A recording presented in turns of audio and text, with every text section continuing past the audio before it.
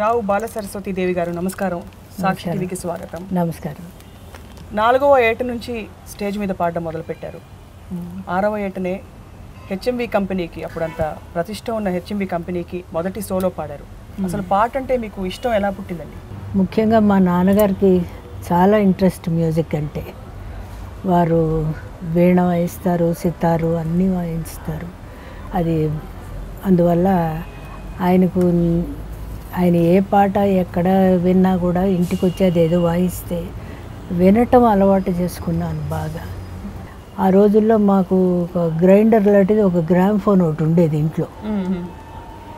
అది దాన్ని బట్టి తిప్పి పాత పాటల రికార్డులన్నీ తెచ్చిపెట్టారు ఇంట్లో. ఆ పాటలన్నీ విని విని విని కొంతవరకు అవి వచ్చేసాయి. తర్వాత ఈ డ్రామాల మూలంగా రామనాథ్ శాస్త్రి గారు మా నాన్నగారికి చాలా క్లోజ్ అయ్యారు. ఓసారి డ్రామా జరుగుతూ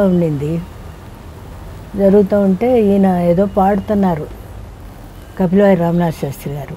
ఆ పాట నాకు వచ్చేది, ఇంట్లో గ్రామ్ఫోన్ ఉందిగా, అది నాకు వచ్చు కాబట్టి అది పాడుతుంటే నేను అన్నాను, నాకు వచ్చు ఆ పాట, నేను పాడుతానని. అరవకూడదు, మాట్లాడకూడదని సైలెంట్గా కూర్చోవాలన్నారు. నేను వినలేదు, నాకు వచ్చు, నేను పాడాలి ఆ పాట అని అన్నారు. శాస్త్రి గారు చూశారు, చూసేసి కిందకి దిగి వచ్చి ఒక్క నిమిషం అని చెప్పని వచ్చి నన్ను ఎత్తుకొని స్టేజ్ మీద తీసుకెళ్ళారు. పాడమన్నారు, ఏం పాడతావు పాడమని. అప్పుడు ఏం పాడారు? నమస్తే మా ప్రాణ నాథ. ఒక ఆఫీస్ ఒకటి ఉండేది అక్కడ, కొప్పరపు సుబ్బారావు గారు.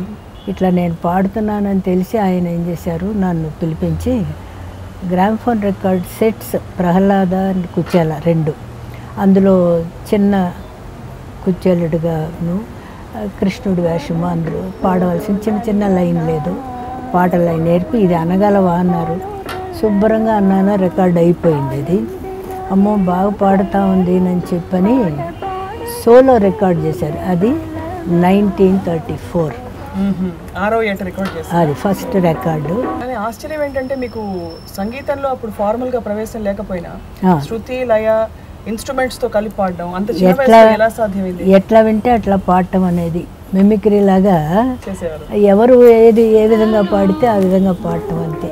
దీని మూలం ఏంటంటే నాకు స్కూలు ఎగ్గొట్టేయటం మొదలుపెట్టాను ఎక్కువగా. బాగా ఇష్టంగా ఉండేదా స్కూల్ ఎగ్గొట్టడం? చాలా ఇష్టం ఎగ్గొట్టేయటం అంటే.